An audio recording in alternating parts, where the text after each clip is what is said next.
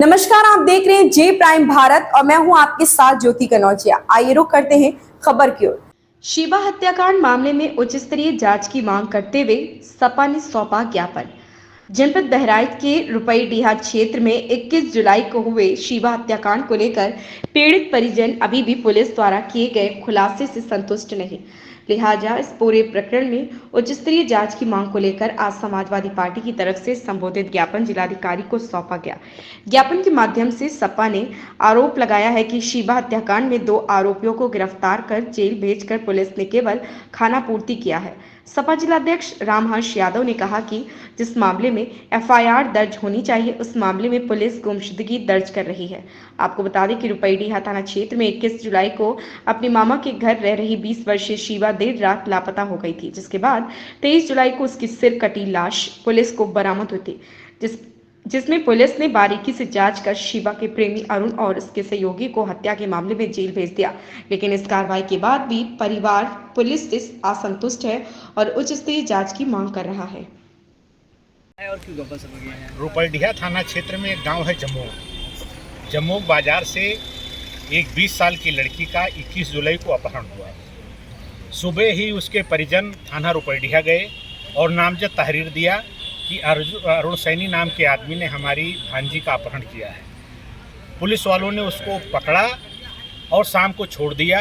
उसकी एफआईआर लिखने के बजाय उसमें गुमशुदगी की रिपोर्ट दर्ज करी गई और 23 तारीख को उसकी लाश, सरकटी हुई लाश जिसका सर गायब था, वो नानपारा थाना क्षेत्र में मिली। तो इस तरीके से जघन्य अपराधों की भी एफआईआर थानों में नहीं दर्ज होती है और बलात्कार, हत्या जैसे मामले, महिला अपराध जिले में चरम सीमा पर है।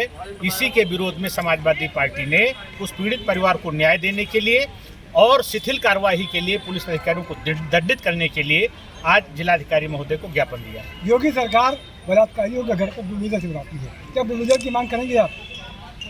बुलडोजर कहीं से भी कानून और संविधान के अनुरूप नहीं है। ये तो जोगी जी अपने विरोधियों को और एक परसेप्शन देने के लिए, चूंकि अयोध्या भी हारे हैं, अंबेडकर नगर भी हारे हैं, तो और चुनाव वहाँ उपचुनाव होना है, इसलिए एक परसेप्शन देने के लिए योगी जी से मैं मांग करता हूँ कि जितनी भी बहन बेटियों साथ बलात्कार हुआ, सबके घर क्यों नहीं जाते, सबके यहाँ बुलडोजर क्यों नहीं चलाते।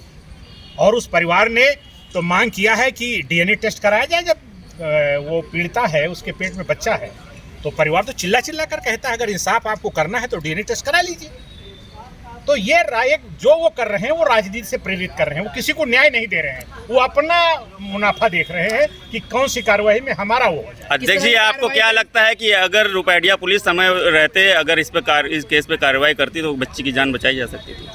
इन लोगों को, जो इसका मामा था हसमत, उसको शक था कि वही आदमी हमारी भांजी का अपहरण किया है। रात में अरुण कुमार सैनी के घर कम से कम 20 लोग गए।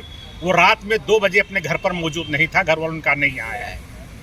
वहाँ से फिर वो लोग लौट आए, फिर 4 बजे गए तो वो नहा रहा था अपने घर पर। हत्या करने के बाद आया था और नहा रहा था, और उसके बाद ये लोग थाने गए, उसके नामजद तहरीर दिया, उसको फड़वा करके वहाँ के कोतवाल ने दूसरी तहरीर लिखाई गुमशुदगी की। अगर उस दिन उसको पकड़ करके छोड़े ना होते तो उसकी हत्या होती ही ना, या हुई थी तो वो कम। इस खबर में बस इतना ही। बने रहें जे प्राइम भारत के साथ।